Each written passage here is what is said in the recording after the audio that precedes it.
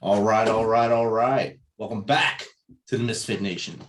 Be sure to subscribe to our show on your favorite podcast apps. And of course, subscribe to our YouTube channel, _Misfit Nation. So you stay up to date with all our episodes as they're released and get to meet our great guests. Our next guest is the founder of the Exhausted to Extraordinary method, a 3-step method to unblock your mind, reshape your thinking, and return the joy to your work in 90 days. As a psychologist, coach, and author of the international bestseller, The 7E Solution to Burnout, she works with 6-figure executives, entrepreneurs, and professionals in high-stress industries who are struggling with anxiety, being overwhelmed, and burnout. So without further ado, let's get Dr. Sharon Grossman on the Misfit Nation. How are you, Dr. Sharon? I'm doing great. How are you, Rich? Awesome. Great day. Great way to start the week. Fantastic. So if you don't mind, just tell us a little bit about you, how you got started, and from as far back as you want to go to where we are now. Sure. So I was originally trained to be a psychologist. So I spent many years in school learning all about the mind and people's personalities and all these different things that make us who we are. And I've been doing that work for about 20 years now. And about 5.5, 6 years ago, I started doing some coaching on the side. And over the course of these years, I've been really trying to figure out exactly who do I love working with, what are the things that they struggle with, and how can I help?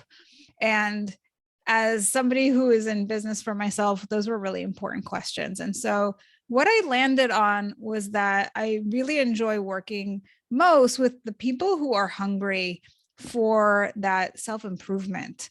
And that's part of the reason why I really wanted to be on your show, because you're focusing on mindset. And I think that's one of the most important things that we have going for us. And so people who are interested in that subject typically are people who are more likely to invest in themselves, in growing and in improving their lives. And so I thought, with these kinds of people, especially the ones that are really highly driven, what are their struggles? And typically what we see is that they are putting a lot of pressure on themselves, and oftentimes they burn out in the process. And I said, well, if I take all of the things that I've been teaching my clients for the last 20 or so years and kind of bring it together in a systemic way, then what I can do is really offer people a way out of burnout. And so that became my mission. And part of the reason why I come on these shows is to really educate people in terms of what they need to look out for. Because unfortunately, what happens with burnout is that people don't often realize that they are burned out until it's too late. So it's not uncommon for somebody to come and talk to me about their burnout story. And they say that, now they realize looking back that their job that they had 3 years ago, that's when they burned out. But as they were going through it, they don't really have the language to talk about it. They don't really understand that that's what's happening. And so, Rich, you could probably relate to this, where we talk about, I feel stressed, I feel exhausted, I'm really worn down. And so if we don't have the right quote unquote diagnosis for a problem, then we're not seeking the right solutions to help ourselves. And that's really important. And I think that if you just see that maybe, you're not sleeping at night, then you might think, I need a new mattress. But if the reason you're not sleeping and you have insomnia is because you have trauma, or because you're really stressed out, or because you're burned out, like each of those things is going to require a different solution. So it's really important for us to talk about what's going on, really get a clear understanding of that, and then be able to target what we need to focus on in order to help us recover. Exactly. And I believe from my former career in the military, we've seen a lot of the stresses of combat fatigue and stuff like that.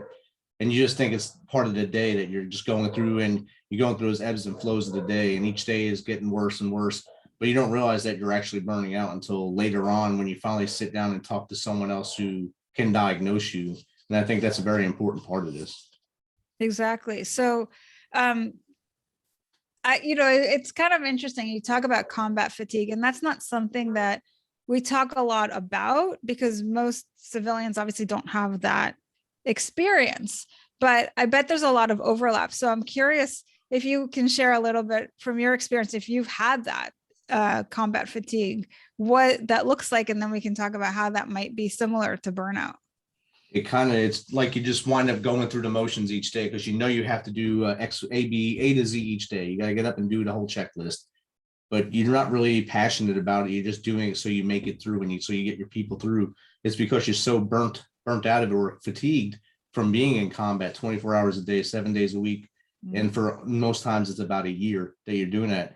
So every day you're just pushing yourself to the limit. You're drinking as many energy drinks as you can to stay through the day, to stay up and focused and get through it. So by the end of the day, you pass out for probably 2 hours and you're right back at it, because you can't sleep, because you have all that adrenaline pumping, and you have the trauma in your mind, kind of just like a trauma victim that's on the outside, the civilian world. Someone who's gone through a trauma, accident, or something happened in childhood, something that keeps them up. It's the same thing that happens to the soldier on the battlefield. Yeah, there are total overlaps there. And all the things that you mentioned are so true also for workplace burnout. So for instance, you were talking about how you're so tired, you're so exhausted that you end up on these energy drinks. And we see that a lot in the workplace. People are drinking tons of coffee and they're doing everything they can to boost up, their ability to focus. So it's kind of like that wired and tired scenario where you have all this adrenaline, but you can't really focus because you're so exhausted, right? And so we're trying to artificially boost ourselves up, but really what it is a wake-up call that we need to do something different, that what we're doing doesn't really work for us. Now, in the workplace, we certainly have more of a choice and more just control over our lives, right? We can decide that I want to cut back, I want to go part-time, I want to get another job. What happens when you're in combat and you have combat fatigue and you're feeling all this burnout? There's no real respite from it. You just got to either keep pushing forward or you're done. You wind up one of the ones getting hurt or hurting yourself by trying to do too much at once. And then you wind up going home with other injuries besides your mental injuries. Yeah. So I got to imagine that feels like a trap. Yeah, it's kind of like you're in a never-ending mousetrap that you can't get really out of it until you're finally done. And after 22 years, I was done, and a lot of my guys and girls, they're slowly getting done now. So how do you stay in it for 22 years when that's your experience within like year one? Well, year one, my first half of my career was before the war on terror. So it was mostly training and getting ready for the big war with Russia or a nation state. And then 9/11 happened, and we wound up in a whole totally different type of war, fighting people that looked like just regular civilians on the street. And you know who was who, fighting everyone, every different direction. So my last 15-ish years were at war. And it's just insane for the whole time. But by the time you're at that point, you got to stay anyway because you want the full retirement. And actually, that's what happens a lot in the workplace, believe it or not. So you have people who work in different sectors where there's maybe a pension. And so we're just kind of pushing ourselves through just to make that marker. I've actually had people share that with me where they said, I was working for either as a teacher or I was working in some sort of healthcare or something where there was that pension, and I was totally fried, and I just kept going because I was like, oh, I still have another year and a half, or I still have another 3 years. And this is what leads to really that deterioration of your body, because your body starts, I don't know if you've had this experience, but when people are burned out and they just keep pushing and they're not sleeping and they're drinking all that caffeine and they're doing all these things just to kind of keep on keeping on, your body starts to really fall apart. You start to notice that there's all kinds of physiological symptoms. It could be that there's also some anxiety, like your heart's pounding incessantly, things like that happen. But there's also people who develop autoimmune diseases and all kinds of things that can really be that much more damaging mentally when you think about now I'm working as hard as I am and I'm falling apart. And so that brings up so much fear, because what does it mean? Right. And so much of kind of the spiral that we go through comes back to what we're making our experience mean. So are you making it mean that you're failing at it and that you just need to keep going even harder, or are you making it mean that there's something wrong with you? What's happening internally? So that's the mindset piece. Definitely. And I've seen many of my peers wind up just like that. And as soon as they hit the brakes, they fell apart. They fell apart internally, externally, and they really had no idea what to do with themselves at that point because they weren't at war anymore. They didn't have that checklist to do every day, but their body was already timed out because they beat it up so bad for X amount of years that now that they can't do anything, they sit home now and they drink all day. And I think part of the problem there is that your whole identity gets shaped by what you do with your life, right? So if you're in combat, if you're in the army or wherever you are, like you see yourself as that soldier or that general, whatever it is, right? Or if you're in the workplace, I see myself as that leader or as that manager. And now if that gets taken away from me because I can no longer show up in the way that I need to, then it's like my whole identity has been shattered, and that's devastating to people. So now it's like, I need to figure out, who am I and what do I do with myself now that I'm no longer in that context, right? So there's a lot that we need to work on mentally to help ourselves kind of get back to our lives, back to ourselves. And I think sometimes we get ourselves into these situations where we're so consumed by whatever our context is because we weren't really clear to begin with. So it was easier to just step into a framework where everything is decided for us and we're just told kind of like what to do and what patterns to follow. And so when that gets taken away, then we're really lost, because it's like, well, that's what I thought I was going to be doing. Now I actually have to figure this out, and so that's hard because it's not like you had some idea to begin with. So I don't know if that speaks to you or anybody that you know of, but I think that can be really difficult. So we've got all of the physiological components that make it hard when you're burned out. And then on top of it, there's all of the mental chatter that comes up where you're telling yourself, like, not only did I fail or this isn't working out the way that I wanted to, and I'm totally disappointed and I'm frustrated, but now it's also like, what do I do from here? Where do I go? That's it. The day after I got out of the army, I always tell people, I looked in the mirror and I said, what do I do with my hands? Because I didn't know what to do after 22 years of being a soldier and doing that every day, putting my boots on, going to work. Now I didn't have anything really to do. So for 365 days, I did nothing. I took a year completely off without working. I couldn't get a job. No one would hire me. But it was actually more helpful to me because it made me build my mind a lot stronger. I read a lot of books. I found out more about myself. And I went into my first job 365 days exactly later to help others with their transition and to get through these obstacles.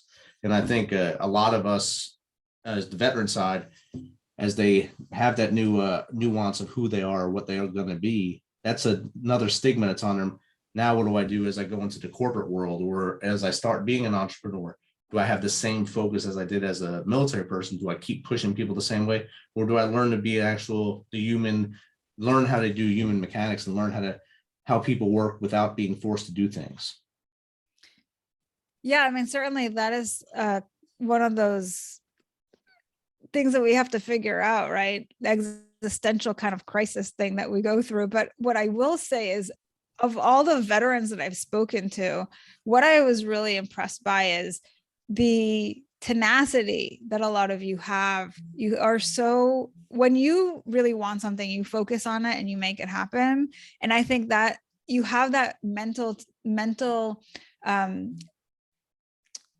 should we say, like, just the ability to be like hyper focused, right? That tenacity, that ability to just decide on something and go for it. I think it's just sometimes the clarity needs to come first, right? As soon as you have that clarity, you're unstoppable.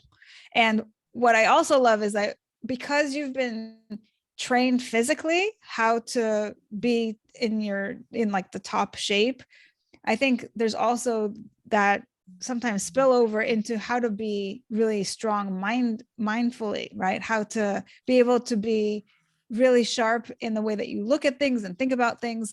And so I've seen a lot of veterans that really spend a lot of time getting to know themselves like you did for those 365 days, where they're reading everything and they're listening to everything. And then they even go out and want to teach this to other people. So that's something that I really love seeing, when I talk to people, because too often I think we get this story about the veteran who is just traumatized and, they're feeling really stuck. And I think there's so much more to the story. I think that you guys have obviously seen a lot that most people don't see. And with all that, you're so strong, a lot of you, that you are able to then really shape your life in a new direction and help other people, which is really what you're doing with your show. And that was my goal. My first goal for the show was to let their story be told. And then I realized this is a platform where I can get people, experts like you, that can come on and actually give them tips and tools that can help them break those barriers that are in their minds, really, of self-sabotage or the burnout syndrome, the cycle that just keeps happening to them because they try too much and they try to keep doing the same thing.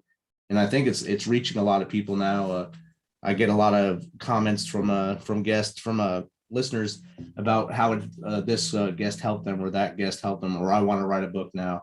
So I know it's working. I know it's reaching them, and I know what you're doing has to be helping people, because everything that's listed on your website or in on your bio, they're all things that can help many people, not just the veteran cult community, but of course the audience who you actually started with was the high figure workers, the corporate people, entrepreneurs, and such like that. So in that cycle, how do you break their cycle of anxiety as they feel that burnout, but they don't really realize it's there? Well, like I said, the first thing is always to be able to have a name for what you're experiencing. And the way that we do that is by understanding what burnout is, what to look out for, what are those red flags. So you've already mentioned some of them, right? So if you're listening to this show and you've heard Rich say, you're totally exhausted, you're running on adrenaline, you're not sleeping at night, your whole body's kind of falling apart, and you feel like you still have so much more to do, but you just can't get yourself up to do it, that's probably a sign of burnout, right? And the way you were describing your experience, it sounded like there was that drudgery feeling of, I got to do it, it's another day, but there's no motivation, there's no passion, you're not really plugged in mentally, you're kind of just showing up and checking boxes. That's not how life is supposed to feel. And if that's how it feels, there's probably something going on. And chances are it could be burnout.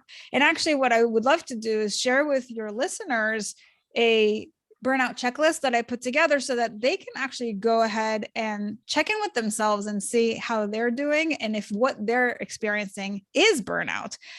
So we can share that link with people. It's on my website, so you can easily find it. And the other thing that I've been doing recently is also interviewing people about their burnout story, because my philosophy to take it even deeper is to not just understand, do I have burnout, but to understand, why do I have burnout? And for each of us, believe it or not, it's actually very different.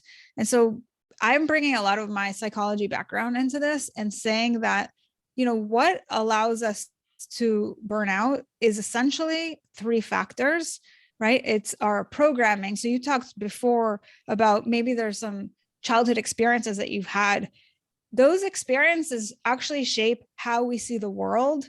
Those are our schemas or core beliefs. So if you have a certain way of looking at events because of those early experiences, that's going to shape how you interpret things that are happening right now. And that's why you can be in the same situation as someone else and you are burning out and somebody else isn't. We often make that mistake where we think that it's our circumstances that are causing our burnout, but really it's how we're making sense of that situation. And that comes through that filter, that meaning making machine, which is our thought processes. So you were asking, like, how does somebody really take that first step? How do they recover, right? What is necessary? And part of it is, when we're talking about mindset, it really is about creating that awareness about these are just thoughts, right? And sometimes that's hard to do because we have beliefs, we have certain patterns in the way that we think about things. And that comes from that programming. The second factor that we want to look into is our environmental stressors. So it could be that there are circumstances that are very traumatic, that we have things that we're currently doing that require a lot out of us, whether it's our work, whether it's the people that we engage with, whether it's the fact that maybe we're going through a divorce, or we have a new baby coming into the picture, or maybe your kid has special needs, or there's so many different things that we go through. Health concerns, right? A parent is dying. We have life happening all around us, and that influences our ability to focus and our motivation and how we feel, all of it. And then finally, it's our personality. What I've been able to basically surmise as I've interviewed a bunch of people about their burnout story is that there are 3 burnout personalities or profiles, if you will, that really take into consideration how people show up. And that's why I say it's so different for each of us, how that burnout manifests and why we become burned out. And the more you understand your personal factors, right? Whether it's your programming, the way that you look at the world, whether it's your personality, whether it's the external things that are happening, the more you understand why you've burned out. So understanding the root cause is really important, because what happens is, like we said in the beginning, even if you know that you're burned out, if you don't necessarily understand the root cause, then maybe you do something to help you recover. And you're like, okay, well, now everything's fine. But if you're not going to change the way that you show up, chances are you're going to burn out again and again and again. And so I really think it's important for you to understand what is going on that's even bringing this up for you, and then being able to make those strategic changes so that you can prevent them from happening again, in addition to recovering from it this time. Exactly. And I think if you keep just going right back to the same thing, it's just kind of like a drug addict. They get that high and they can never get that high again. So they keep trying and trying and trying. So they keep going up that cycle, up and down, and go to deeper crash and go back up, and not as high as they were. But you're going to recover, and you'll feel that high of the recovery, but then you'll go right back and punch that wall, and you burn out again, essentially, where you can really not really ever come back to where your normal should be. Exactly. So it's really important for each of us to become kind of like detectives of our own lives and understand ourselves really well. Like, what are my patterns, and where did this come from, and how can I change it? How can I break out of it? Like you mentioned self-sabotage before. Like, why does this keep happening to me, right? If I'm burning out multiple times, I need to understand what's bringing me to this place. And what I typically find is that that's where the programming is really important to tap into, because you're able to see, are there certain patterns of thinking? Those belief structures are the things that are driving our behaviors. And that's how we end up with the same results again and again. The more you can kind of go back to the beginning of the script and see what is driving everything, the more you can kind of break that pattern and be able to just break out of that sabotaging loop that you might be finding yourself in. Exactly. Yeah. And if someone was, each one of us is different, obviously, so self-care might be different for each person as well. Yes. Thank you so much for saying that, because I think sometimes that word gets thrown around a lot and it's not really clear. Like yes, there are things that obviously we all as human beings would need, right? We need our basic needs taken care of. Like we need to sleep, Right. Because that's probably one of the most important things in terms of recharging our batteries. And certainly we need to drink lots of water, and we need to eat healthy foods, and we need to exercise. Like there's so much that is true for everyone. And also, there are probably certain things that you need to prioritize depending on where you're at in this moment, right? So if you're burned out, maybe there's like focusing on all of those things is going to be overwhelming. And then you just give up and you don't even try. Right. Which keeps you stuck in it even longer. So it's really about being able to prioritize and say, like, what do I need most right now? If I'm not sleeping, then probably that should be more of a focus than what I'm eating and even exercising or doing anything else, right? because without sleep, we really do fall apart. Our health deteriorates. We're not able to focus. We have no energy. We have no motivation. It can affect our mood. We can fall into depression and anxiety and all of these things. So maybe that becomes your project, right? And you figure out, what do I need to do in order to sleep? Now, in order to sleep, you might need to get out of that fight or flight that is running the show. And so then the question is, so what do I need to do in order to calm my nervous system down, right? And maybe that's where I do some breathing or meditation, or I listen to some relaxing music. Like, that's where you start to figure out all the nuances of what you need to do. But it starts with, what do I need right now the most, and how do I get there? Perfect right there. Because like you said, a lot of people say you must do X, Y, and Z as your self-care, or you're never going to get better. And it doesn't, and no two people are the same. So X, Y, and Z may not be the same for everybody. And that's perfect what you just said there. Thank you. If you can give someone tips of things to look for that when they're in the spiral, but they don't know it, what are some eye openers that would be there if they just stopped and looked? In terms of understanding that you're burned out? That you're burning out, you're in that burnout cycle. Yeah, well, burnout has like the main red flags that we always talk about, which are mental exhaustion, cynicism, and a decrease in productivity or your accomplishments, right? And it kind of makes sense if you think about it. If you're feeling so mentally checked out, like you can't focus, you might start feeling really cynical about the work that you're doing and why you're even there, and like, this is never going to work, and this is kind of BS, right? Like, this never going to end, right? And so just feeling really negative. And the less you can focus and the more negative attitude you have, the less you're going to be able to be productive and actually accomplish things. But what happens is then you see that you're not producing the same way that you're used to.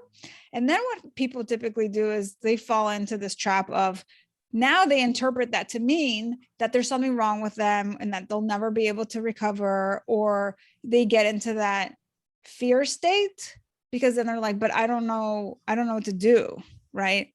Like, instead of understanding, oh, I'm burning out, now that I know that I need to do X, Y, Z to recover, if you don't know what's going on, then you start panicking. And when we are panicked, we get into that fight or flight state again. And now we really are running on adrenaline. So maybe there were all these circumstances in place that brought you to this place of burnout, but now this is why you stay stuck in that spiral, because of your interpretations of what's going on.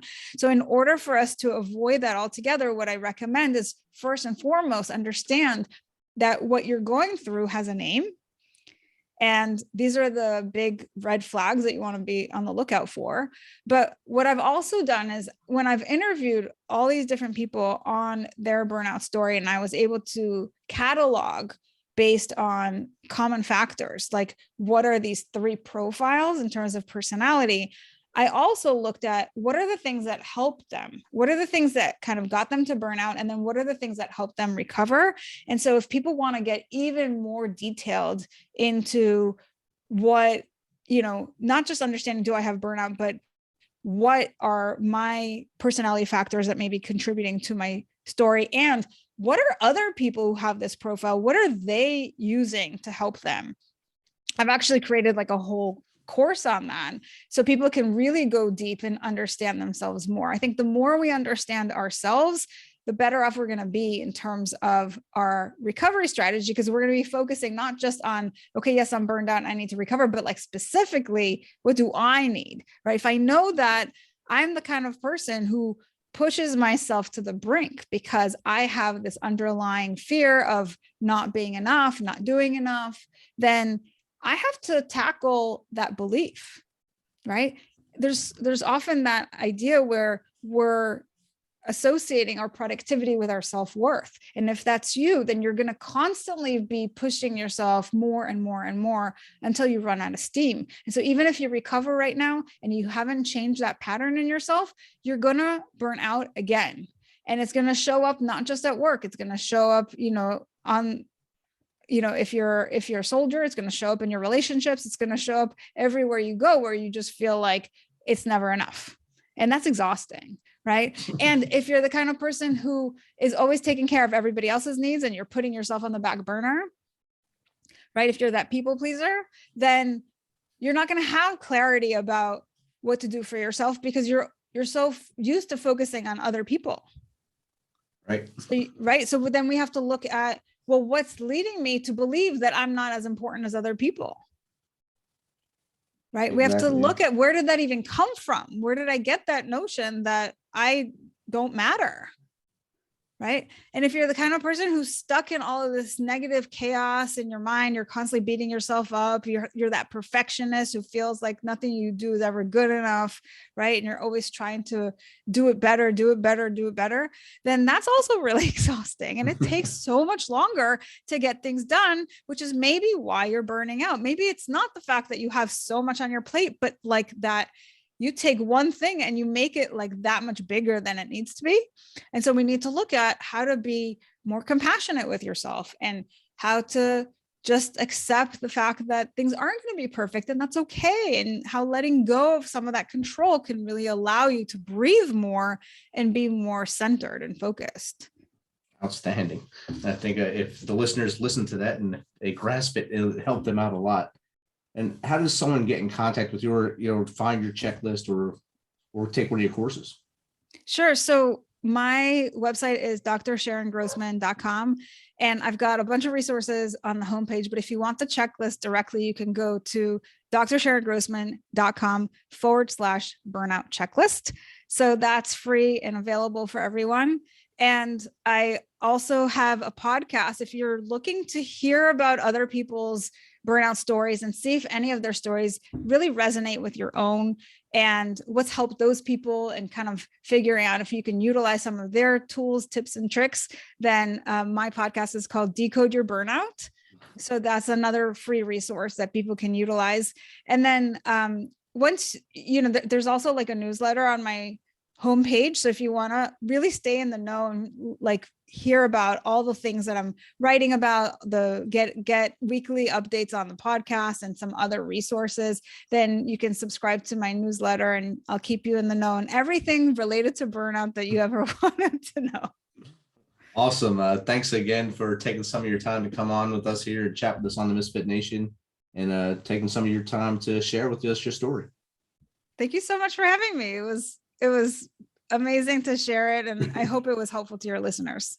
I'm sure someone out there got something from it, at least one person. That's a success. Amazing.